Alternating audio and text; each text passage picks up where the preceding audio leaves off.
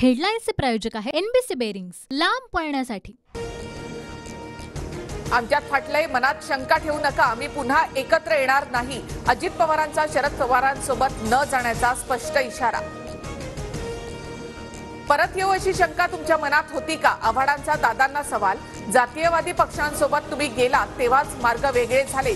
जितेंद्र आव्हाडांची अजित पवारांवर टीका। शिंदे गटाचे आढळराव राष्ट्रवादीच्या वाटेवर, अजित पवारांनी घेतली आढळरावांची भेट। भेटीमध्ये शिरूर लोकसभेच्या उमेदवारीवरून दोघांमध्ये अर्धा तास चर्चा।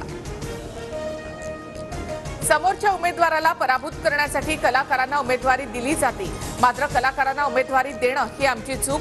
अमोल कोल्हेंच्या उमेदवारीवरून अजित पवारांचं वक्तव्य। कलाकाराला उमेदवारी देणं चूक असेल तर पक्षात या असा निरोप सारखा का पाठवता? अमोल कोल्हेंचा दादांना सवाल। हनुमंत कोकाटेंकडून मला इंदापूर तालुक्यात फिरू न देण्याची धमकी। हर्षवर्धन पाटलांची फडणवीसांकडे तक्रार, तर हर्षवर्धन पाटीलच भरणेंच्या मागे गेल्यास वाटोळं करेन अशी धमकी देतात। हनुमंत कोकाटेंचं वक्तव्य। नवनीत राणा भाजपत आल्या तर चांगलंच, फडणवीसांकडून नवनीत राणांच्या पक्षप्रवेशाचे संकेत, तर मोदी फडणवीसांची भूमिका मान्य। नवनीत राणांची प्रतिक्रिया।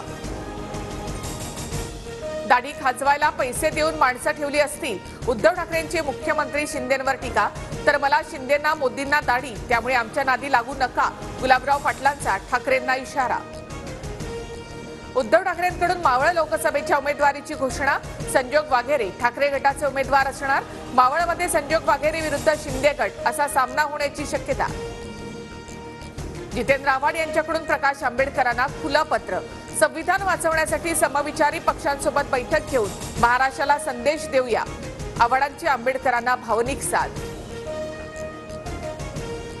भावना गवळींना तिकीट न दिल्यास मी माझ्या पक्षाकडून त्यांना तिकीट देणार।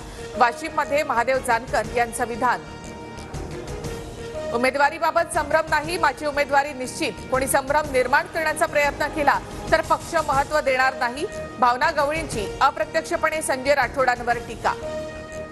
हेडलाईन्सचे प्रायोजक आहे एनबीसी बेरिंग्स, लांब पळण्यासाठी।